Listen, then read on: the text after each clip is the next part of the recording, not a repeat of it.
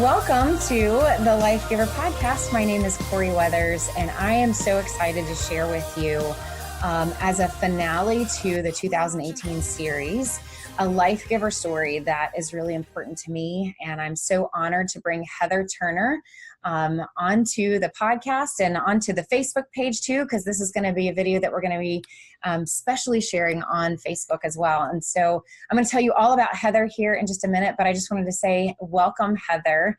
Thank you for joining me. Hello.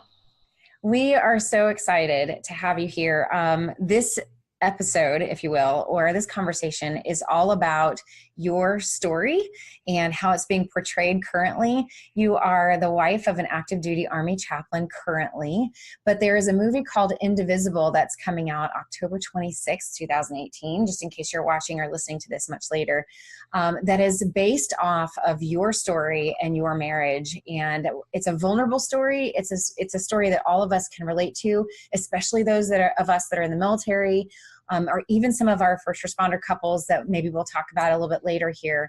But it's a vulnerable story of your marriage. And so I want to say thank you for being vulnerable. Thank you for having this conversation today. I know it's going to be really meaningful to a lot of people. Thanks for having me. I appreciate you. I appreciate you having this discussion with families, it's particularly military families and first responders families. Yeah. So what I think we could do is just kind of jump right in. What I would actually love to know is, this movie is a lot about your first assignment as a couple, your first deployment and what that was like. But I'd love for you to take us back a little bit and actually share with us maybe a little bit about your story of how did you guys decide to come in as an active duty Army chaplain family? It's not something that all pastors, ministers, youth ministers choose to do. So tell me a little bit about how you guys made that decision. Well, I would have to back up to before we even met. Darren and I had both served overseas in missions and in Asia. And so when we met, we were back in the United States, but we always had a desire to be in some form of missions. And so we worked at the University of Georgia in international student ministry, and that was wonderful. Darren also worked part-time on church staff as their campus outreach pastor.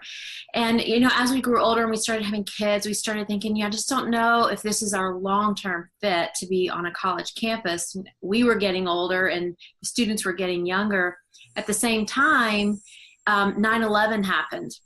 Mm-hmm. And about that time, we really started praying just for the Lord's direction in our life and what that would look like. Now, I had always thought that Darren would be a great fit for the military. He's just he's a guy's guy. He's just kind of rough around the edges. He actually wasn't a great fit for church ministry. And so he took a weekend away. Every January he would go away to pray and fast and just kind of seek direction for our life and review the previous year.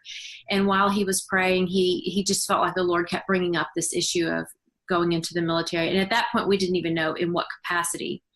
So just through a series of circumstances, providentially organized, the Lord had us come in contact with really my spiritual grandmother, who married an Army chaplain, and Suzanne Bracken. Her name is now Suzanne Peck.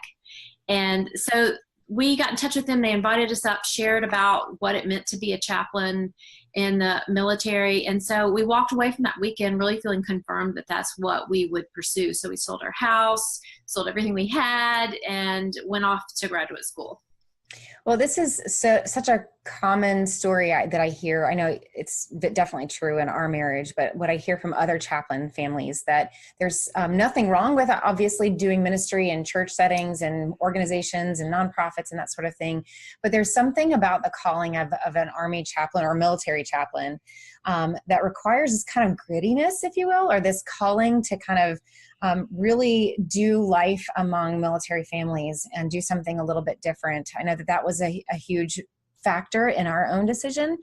And so when you guys came in, you were first assigned to Fort Stewart, which I very much relate to. That was our second assignment.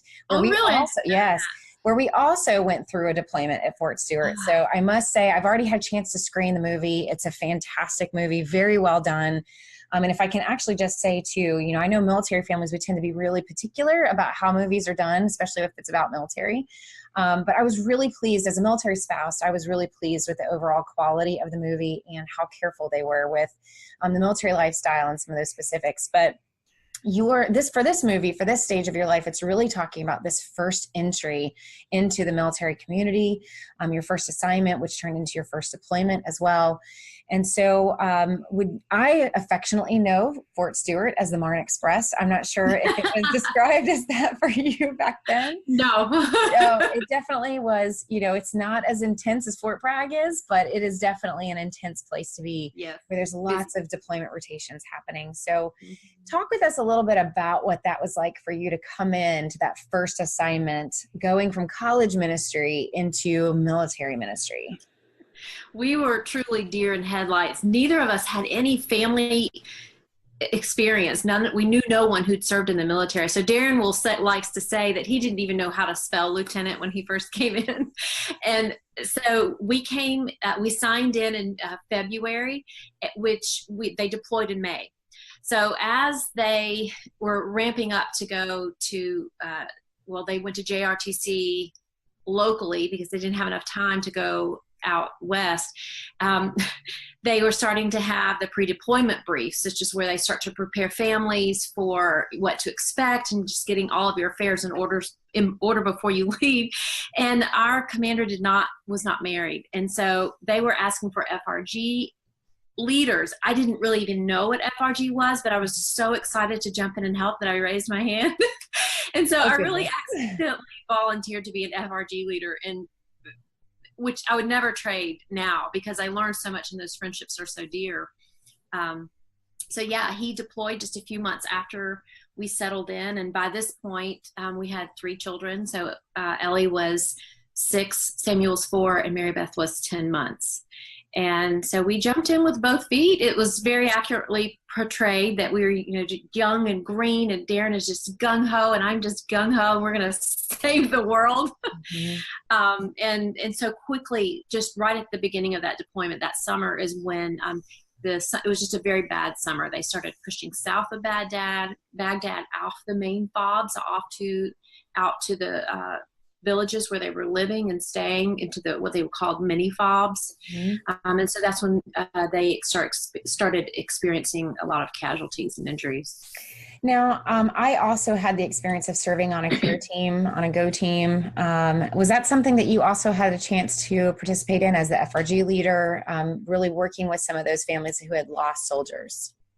Yeah, so they did offer the care team training. So I think almost all of the FRG leaders went to the care team training.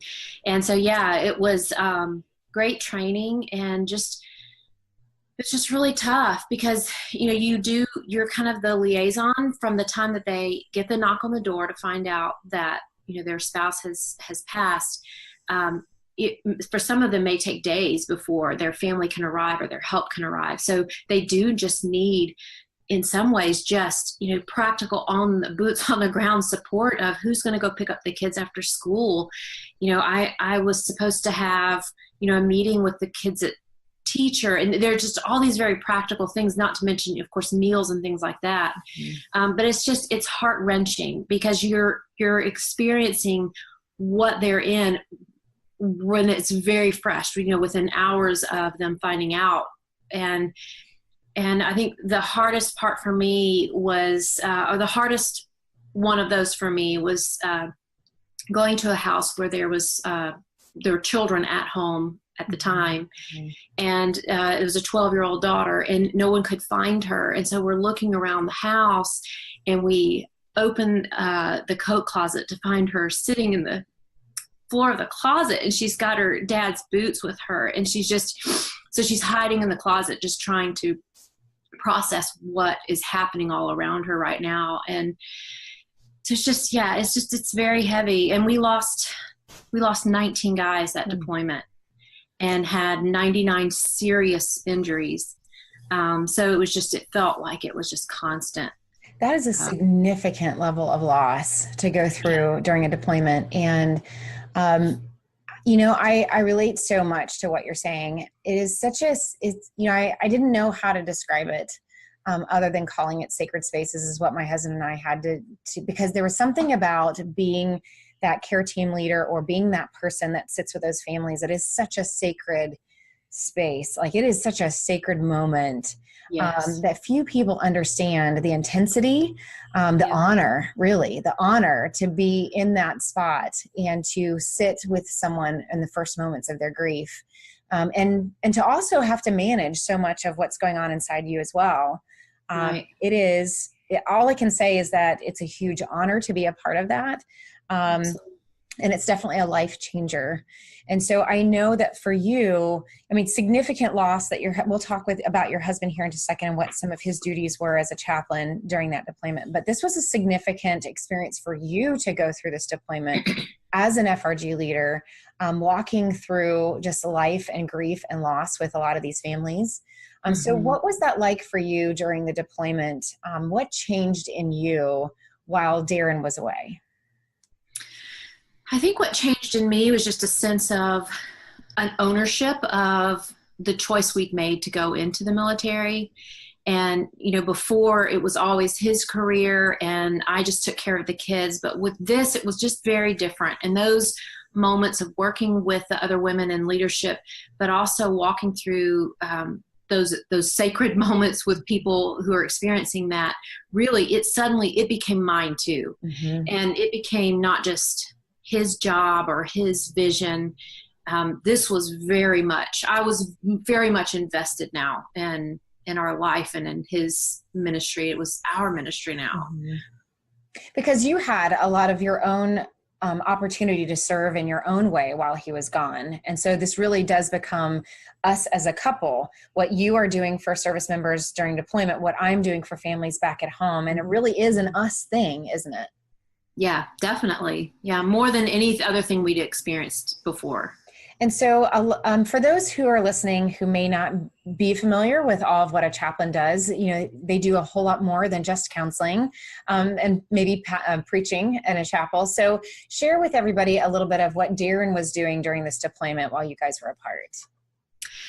He just spent a lot of time just being with the soldiers. So when they traveled to these remote locations, he would travel with them, just check in on them, play basketball with them. That was very accurate in the movie. Just really, Darren's he loves a good cigar, so he will just sit out late at night around a fire and smoke cigars. And so most of what he did during that deployment was just relationship building and just the ministry of presence, just being there when things went wrong, but also being there when things were going right. And, in the movie, they show Lance, who finds out his wife is pregnant, and he's celebrating that. So, having those high moments and then having the relationship deposits invested in those friendships so that when the bottom does fall out, that he's established bridges there for them to have a safe place to go to. But yeah, so obviously he would do Bible studies when he went out to all of these different locations, and just a lot of counseling. When in an infantry battalion, it's a lot of very young soldiers, a lot of very young marriages, a lot of very small children, a lot of struggling marriages. And so probably 90% of what he did was just talking with guys through their marriage relationships, through work struggles that they're having with their peers or their superiors. So really just the ministry of presence. And then for the guys who have tons of time on their hands, he would just have Bible study, and some of them would come just because they simply had nothing else to do. And so that was a really sweet time for him too. And then there were just days where, he's helped shovel and poop and digging out a place to put a tarp to have a swimming pool with everybody else. And yeah, so it's just, they're just living life together. So I think this is a really good place in our conversation to pause and maybe show the trailer. So this is the trailer for Indivisible. So today, 3rd and 4th platoons are going to sweep our next door neighbors again. See if we can slow down the welcome gifts coming over the wall.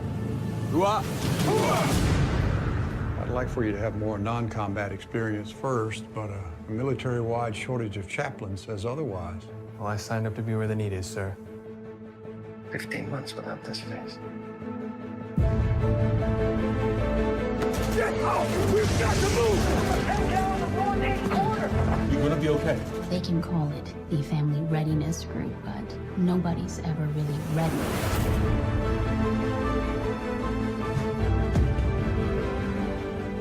Divorce is filed in the last 3 months. But soldiers losing families and having nothing to go home to is not the stabilizing force we need around here. Really? Just let me messing with other people's lives just part of your job description or something? I mean, kinda. Okay, well, my marriage is none of your business. You don't know anything about me or my family. Hey, who's gonna take this one? This is for 2 RPGs, sir. Get her down!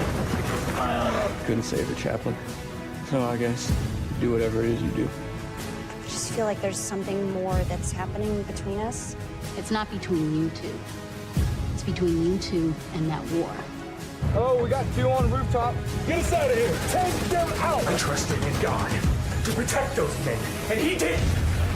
No, you trusted in God to do what you thought he ought to do. I want to know why.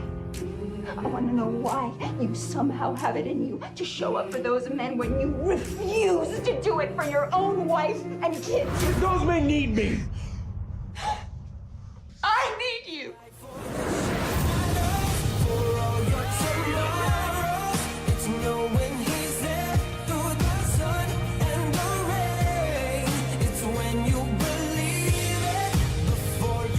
Proud have laid their snares, and along the path, they have set traps to catch me. Give it to him, Chap. You are my strong deliverer. Right. Yep. You shield my head in the day of battle. Right. Yep. Amen? Amen. Is standing beside you. So one of the things that really stands out to me about the trailer when I first saw it, before I even saw the movie, was this scene with Sarah Drew, who is April Kepner in Grey's Anatomy, fantastic actress.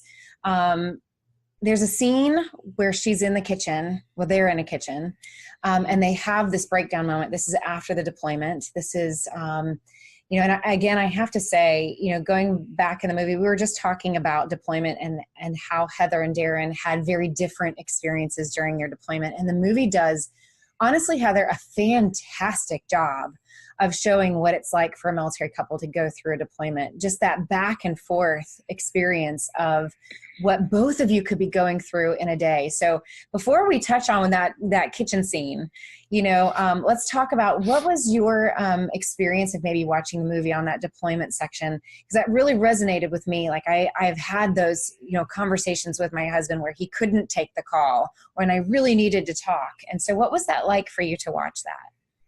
Yeah, it was very good for me to see his end of that. You feel like that they're so consumed and they're so busy that they don't really have the time, or I felt like we were just kind of inserted into his day, when really watching the movie made me realize that we were really what grounded him a lot of the time. Conversations were what grounded him. But back in those days, you did have to make your phone call in that phone center where you had 2 minutes and then that was it. And then there was this huge delay in conversation. So, and then obviously security issues. So there wasn't really a whole lot of good conversation happening. And because of the time limit and the delay, I would get off the phone almost just more frustrated. Like, this phone calls aren't helpful. I feel like we walk away feeling more distant somehow because he can't tell me what's happening. And I'm just telling him about the busyness of our life. And I'm realizing that makes him very sad. He's hearing everything that he's missing. So yeah, I think that just gave me a clearer picture of what it's like on their end.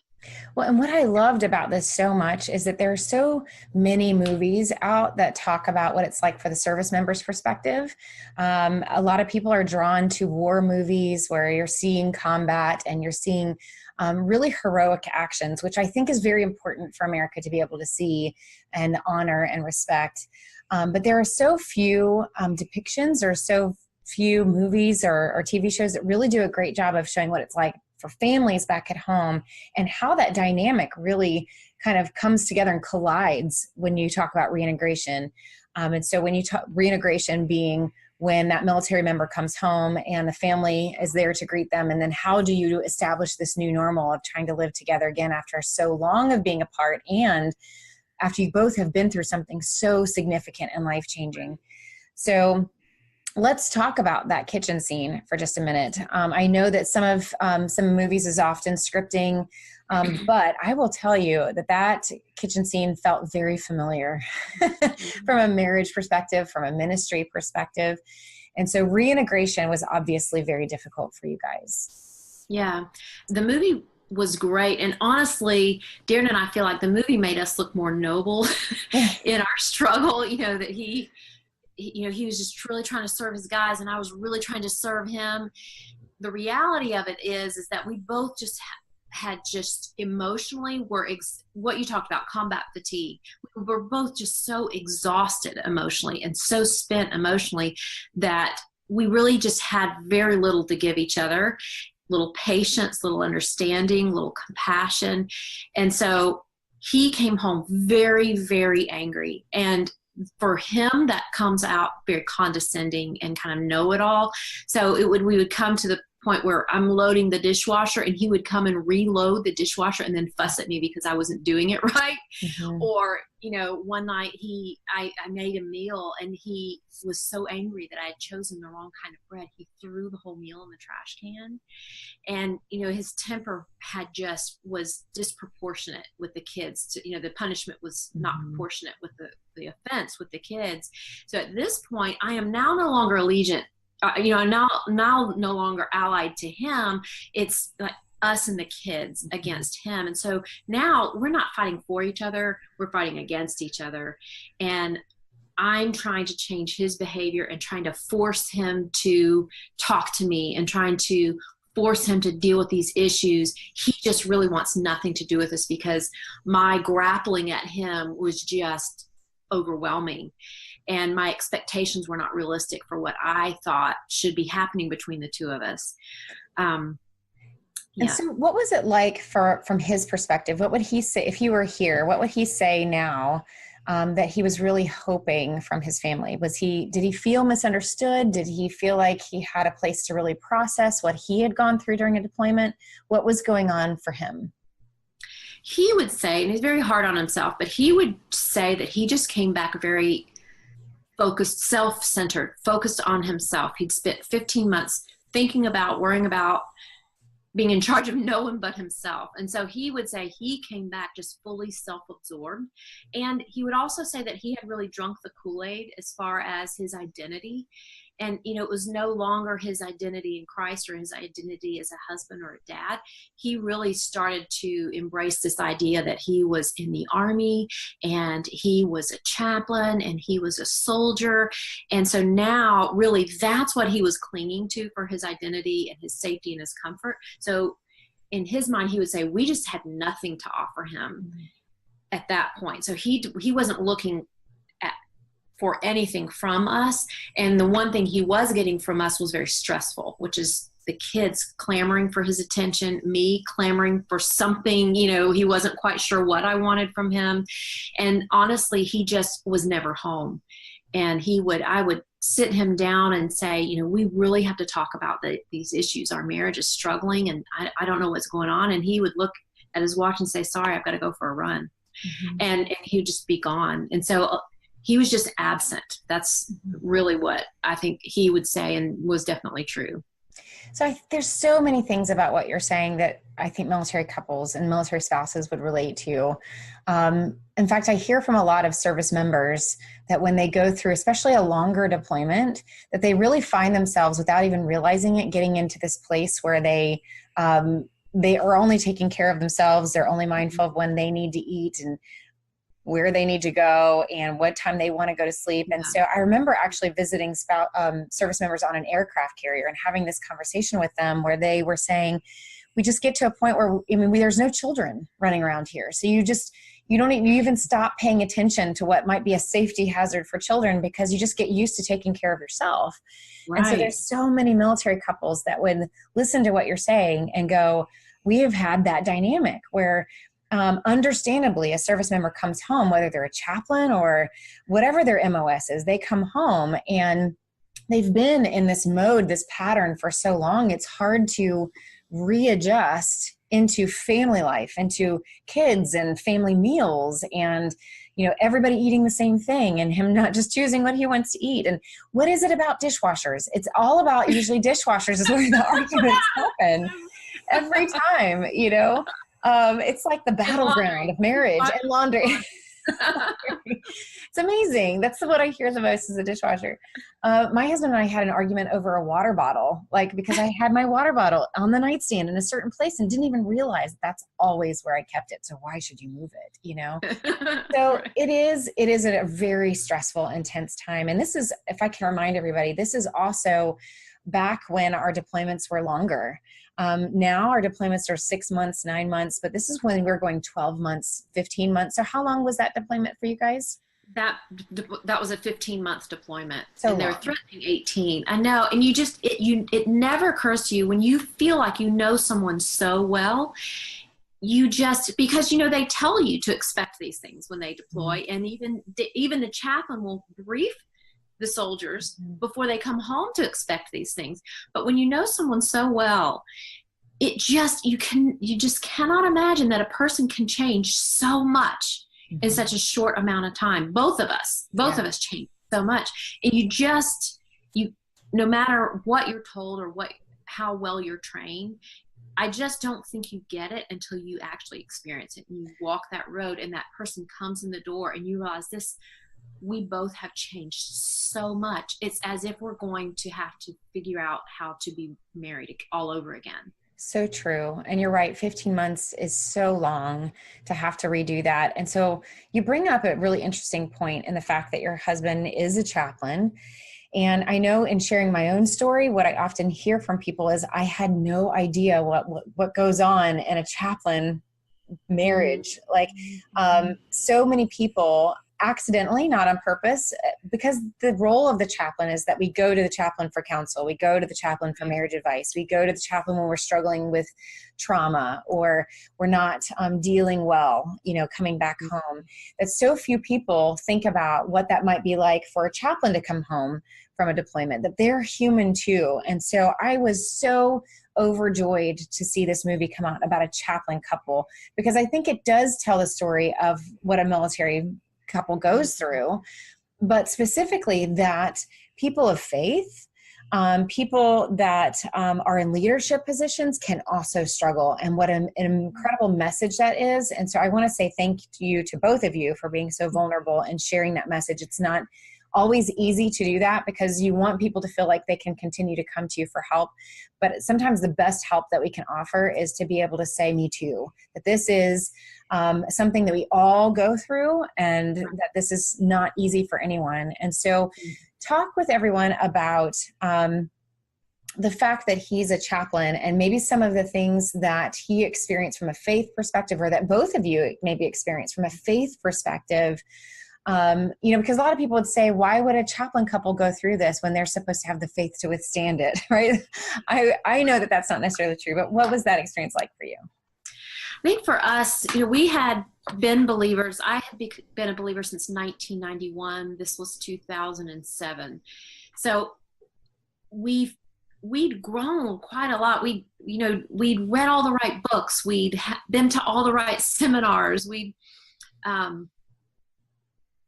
had all of the right counseling, but really I think the sanctification is what really, the sanctification process. So when you come to faith, you are justified. So you are rightly positioned before the Lord, and that is resolved. But then the process of sanctification or sanctifying or becoming made more like the image of Christ is lifelong.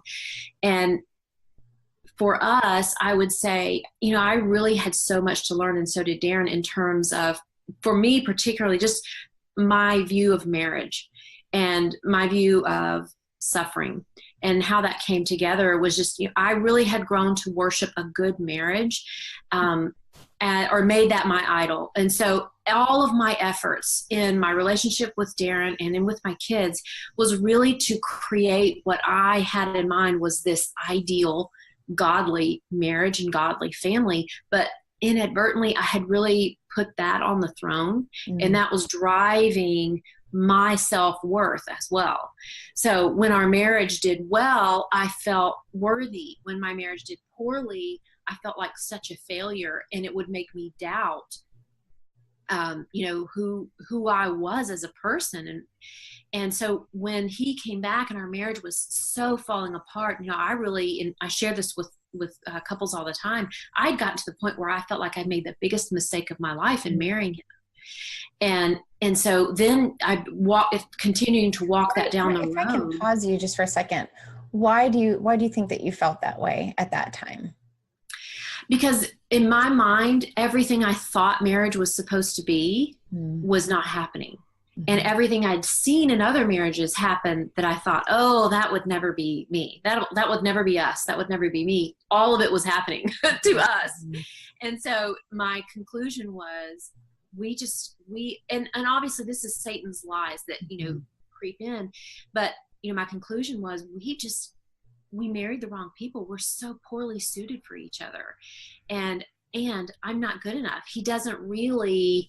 I'm not what he really wanted, because if he really wanted me, then he would check in and he would cherish this relationship and work on it. And so I was taking everything that he was dealing with on my shoulders, as if I had failed somehow. I had failed him, and so he didn't want me anymore. And so for me, when our marriage began to fail, I just felt like a failure, and that I had made a wrong decision. And if I misheard God on who I chose to marry, or maybe I misheard God on that we should go into the military, what else? How am I supposed to even hear God? Am I even a child of God? How am I supposed to ever go forward in my relationship with God if everything that's happened up to this point feels like a mistake? So are you saying then, I'm sorry, go ahead. That was a true crisis of faith for me. I mean, to the point where it shakes your very foundation of me even wondering if I belonged to the Lord, if I even had the capacity to hear from the Lord. And so you're saying that a lot of this kind of building up to this crisis of faith, you're saying was a lot because you realized that you were really worshiping the marriage. So in other words, as the marriage was falling apart, your faith was falling apart because your faith was too grounded on the foundation of the marriage instead of on God. Yes. And just my performance as a wife and a mom, I think for women, it's so hard, the sin of just comparing ourselves to each other. And so constantly trying to figure out where I came out in that and how well I was doing. And really my self-worth was just so wrapped up in my performance. Now, mentally, intellectually, I knew that's not where my self-worth was, but practically I was just not walking it out. And honestly, I just feel like it was the Lord's goodness to send this into our lives to break that in us. And it took suffering. And so the big lesson for me in all of that was just that suffering can be a true gift from the Lord, and not to run away from suffering, or not to feel like suffering has come from Satan, or that suffering is an attack. Suffering actually can be a gift from the Lord to break things that are going to end up breaking you. And so for me, it was just coming to terms with the fact that, we may have a difficult marriage. We may not have what I had always thought was going to be this very tender and loving and thoughtful relationship. That's just not who we are, that's just not our marriage. And coming to terms with, maybe that's how God designed it. Maybe that's what God wants in our lives, so that we don't grow too dependent on each other, so that we're constantly forced to look to the Lord to fill those needs, and not depend on Darren to give me my worth, which by the way, is an unbelievable burden to give to a man, to tell him he's supposed to make you feel better. Yeah. That's repulsive. And so there's so many lessons in there. I think that was a process that I had to go through as well in my own experience of receiving my husband home from a deployment different. He was exhausted. He was, he had given everything and he had done well, right? He had done well at his job, but the consequence for doing so well and being so excellent in his job was that he collapsed at home, and really struggled at home to kind of build back up. And I kind of had my own crisis, if you will, too, of like, what is it that we're doing, you know, and would a calling ask this much of us? And I had to go through the same kind of crisis as well, to go, this is not the kind of life that I thought that I wanted. This is not the kind of marriage that I thought that I wanted. I thought that we were going to be not blissful all the time, but I thought that we weren't going to have to go through this kind of muck, this kind of difficulty. And I think I had to embrace and see my own selfishness in that and realize, wow, I am, like you said, I'm putting so much pressure on my husband to be perfect, as if he can't struggle. Like, you shouldn't struggle because you're supposed to be stronger than that, you know? And I've been thinking a lot lately how some of the things that we project on our spouses is a lot of what's falling through the cracks for us. So while I won't speak that for you and your marriage, but for me, I was projecting, asking him to have it together, to be perfect, to not struggle. But I couldn't do that for myself. I was asking him to be the strength for both of us. And that's where I had to see my own kind of ugliness, if you will. And I wonder if that is kind of a rite of passage for a lot of military spouses, that we kind of come into this lifestyle and it's like really awesome and it's patriotic and we get to be a part of something bigger than ourselves, whether you're a chaplain family or a military family. First responders, I see a lot in first responder couples, this we're serving our community, we're doing something that's valuable, and then it gets hard. And then the consequences of that kind of lifestyle creep into your marriage. And then you have to figure it out. And then you have to ask yourself, who am I? Who am I going to be? And what are my expectations of my spouse and my marriage? So you're right. So many lessons in all of that, for sure. Yeah. And I think even for non-military families, non-service, Yes. people in service roles have to go through that. You know, it's the term is the 7-year itch, but honestly, I do see that pattern in couples where they hit that, you know, somewhere between 5-10 years, where they really are having to redefine their relationship and what they're willing to do to keep that marriage working, because it gets to that point of the hump where things just get harder. You just get tired, and typically families by that time have small children. Typically women are, you know, consumed with parenting, and the husband tends to take, you know, the back seat at that point. And so I think there's just a lot of factors that typically happen in that stage of marriage, but especially when you make a decision, particularly for chaplains, because chaplains, what most people don't know, are generally older than the people that they work with, because they've had to do more schooling. And so often when we come into service, we are at that place where we have small children already, or you know, children already. And so there's some different dynamics there too, particularly for chaplains coming into service. Yeah, for sure. And again, this is such an incredible story for those that really want to see what it's like for a chaplain family. But like you said, even those that are outside the military are going to relate in their own marriage story to what you talk about and what the movie is about. I'd love to ask you about this turning point, because a turning point happened for you guys. And that's really what the story is about, right? So many couples go through difficulty and suffering, whether it's life issues, medical issues, deployments, you know, family issues. So much can go wrong in a relationship and in your story. But this is a story about redemption and restoration in a family. I mean, we need more stories like that. And so what was the turning point for you and for Darren? So when we tell our story, Darren will start by saying, well, we had been separated and we're not living together, and had been that way for 4 months. So he, as a chaplain, was just sofa surfing with his friends. Meanwhile, and was that his decision, or was that your decision, or mutual? Mine. I asked him to leave. Yeah, he was not tracking.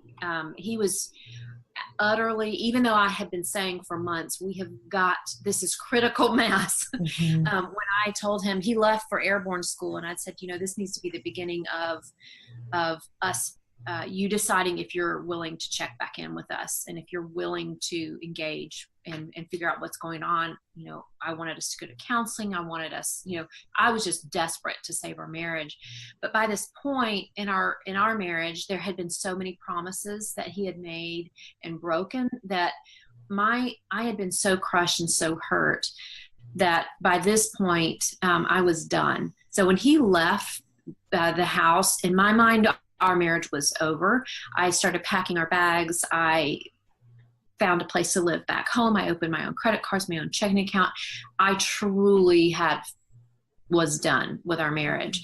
Darren was devastated. He would say himself he was not taking me seriously all of those times when I had tried, really a year I had been talking to him, and that it wasn't until I said, don't come back home, that he took me seriously. And so for that 4 months, he would say it was just a process of him being broken. He continued to just try to fix the marriage. He was continuing to try to just do whatever I wanted him to do. And it was for Darren, the progression was one day we were switching off the kids. So we had it so that he would have the kids some days and I would have kids the other days. And he had dropped the kids off with me. And as they went from his car to my car, whatever happened in that moment, he just broke. I guess seeing the practical, you know, expression of what this meant, the consequences of what this meant, of his lack of humbling himself and saying, Lord, you know, search me, figure out, you know, show me what it is that I need to see going on. And so from that day forward, he was just a broken man. He was no longer trying to fix our marriage. He was no longer trying to please me. He was truly seeking the Lord. And I saw that in him, and I could see that little bits by little bits. And then this one particular day, I was sitting in my kids' rocking chair where I'd rocked all of them, packing my boxes, and I was just broken at the same time. And there's really nothing that happened. I just came to the point where I realized it was just a surrender. You know, I can choose the Lord's way, and he prefers marriage. He's for marriage. There are reasons for divorce, but he is for marriage. And if he is for it, then will he really equip us for that? And I had to come to terms with the fact that even if we have a difficult marriage, I would rather be in a difficult marriage in the Lord's will than pursue my own interests and pursue my own desires and be out of his will, experiencing what I knew would not be peace and blessing for my children.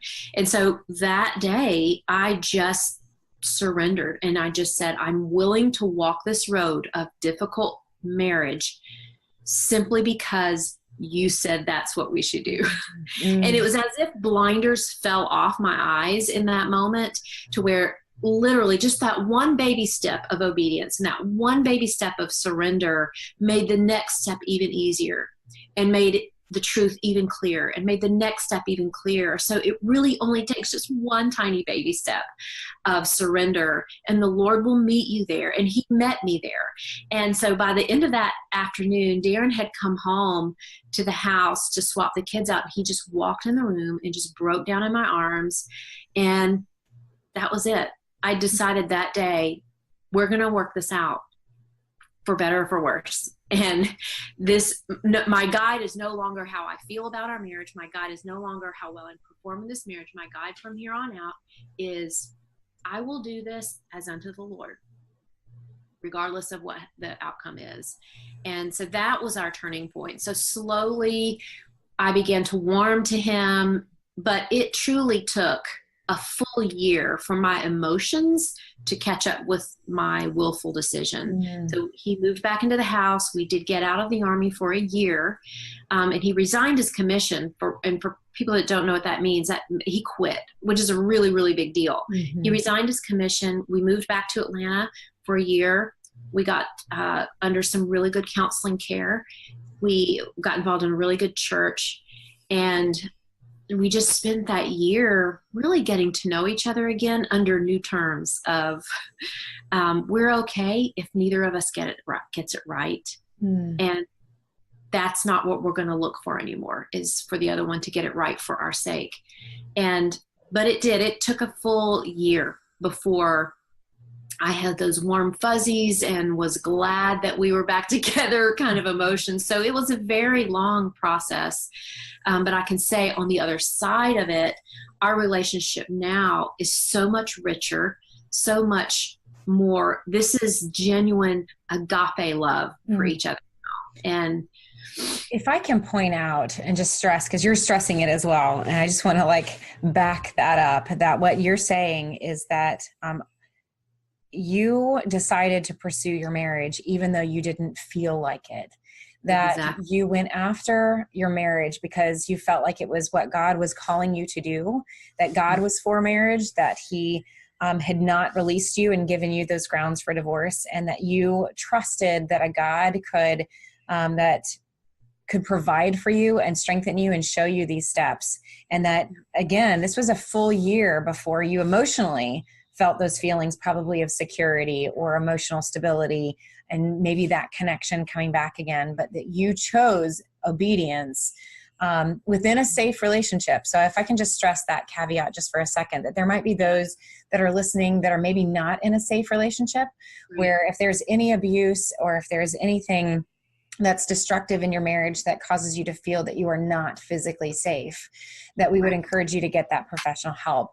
But in Heather's circumstance, there wasn't that physical lack of safety. It was the emotional disconnect. It was the marriage disconnect and the misunderstanding that was going on between the two of them. And when I say misunderstanding, that's not a light misunderstanding. This is a misunderstanding of completely separate experiences and then trying to come back and reintegrate, which means to reconnect, come together, collaborate, find a new normal. It doesn't have to be the way that it used to be. Yeah. And so that's a choice that we have in marriage to decide, can we together create a new normal?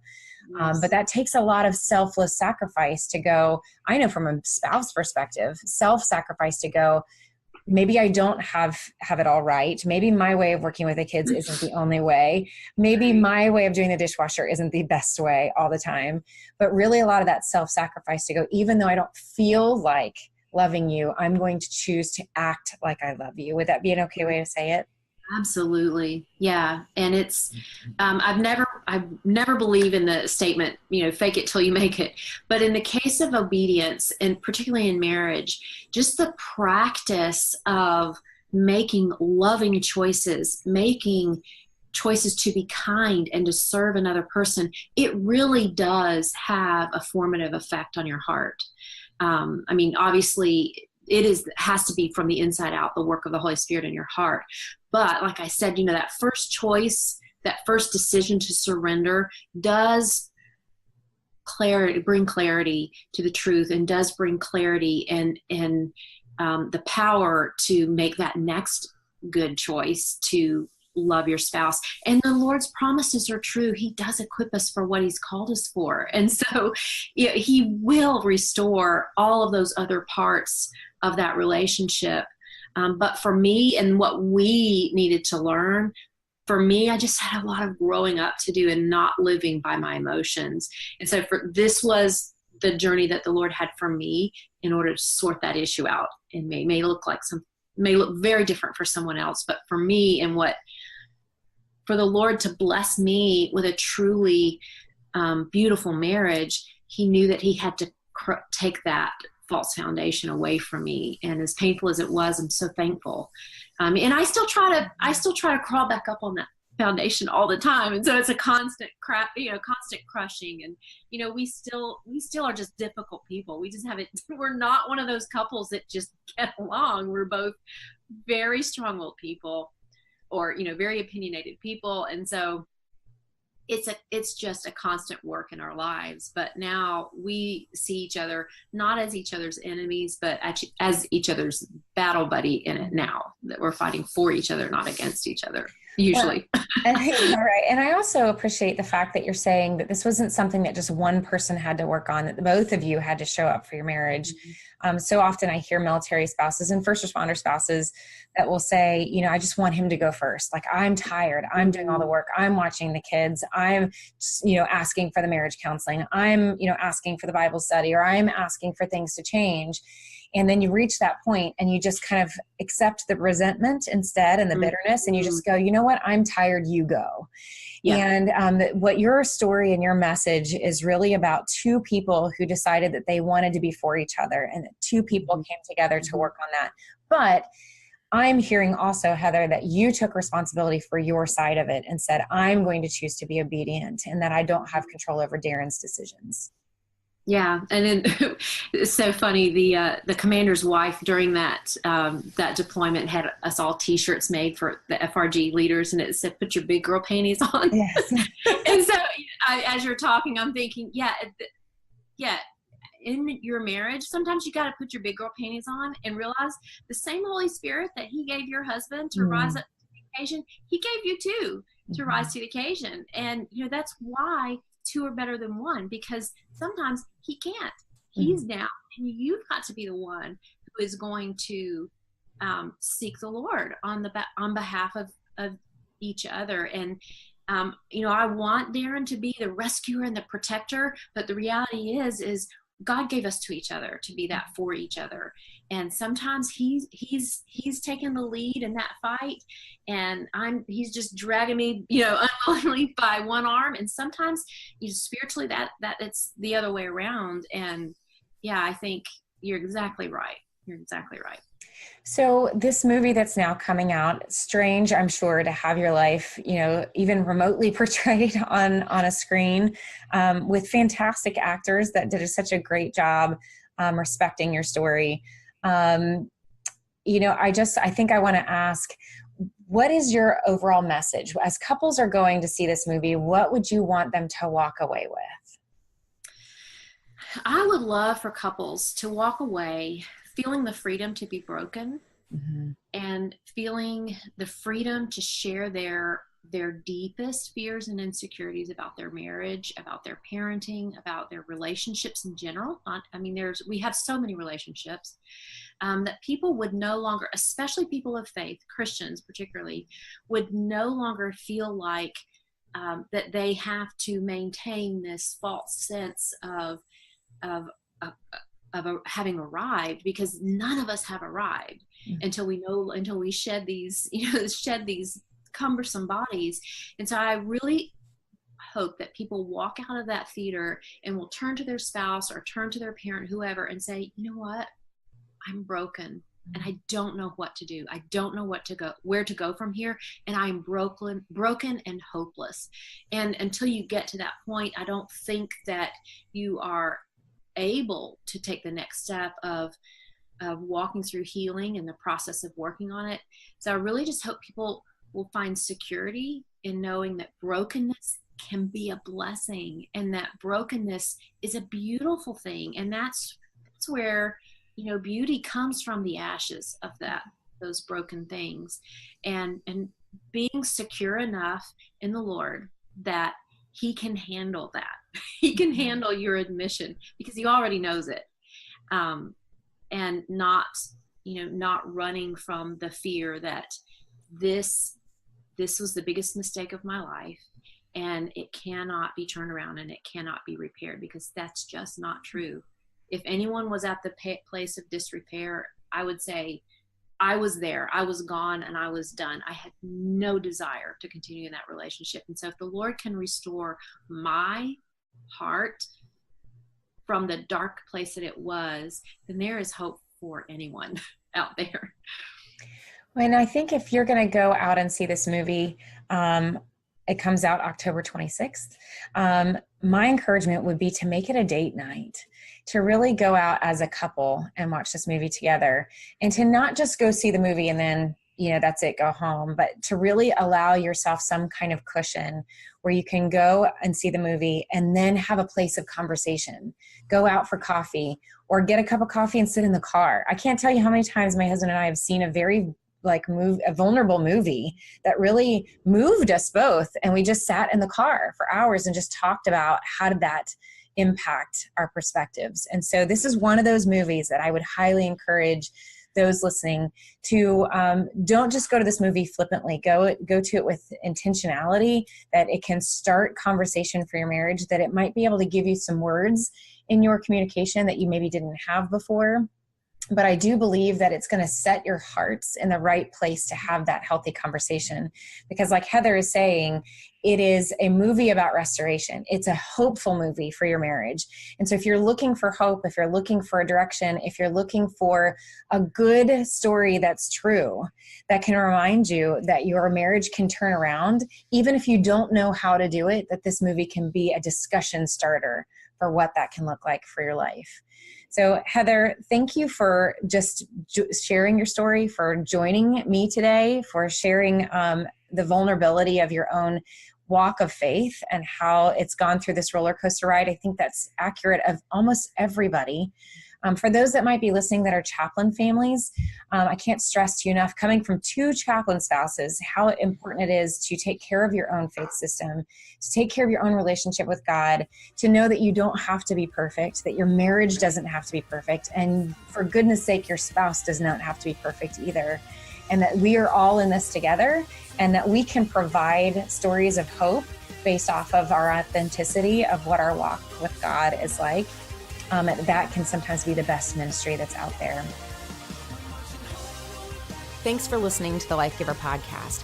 If you're enjoying these conversations as being free of advertising or sponsorship, please help me by spreading the word to other military and first responder families that might benefit from the show. If you'd like to find out more about me or Life Giver, you can find more information at www.coreyweathers.com or life-giver.org.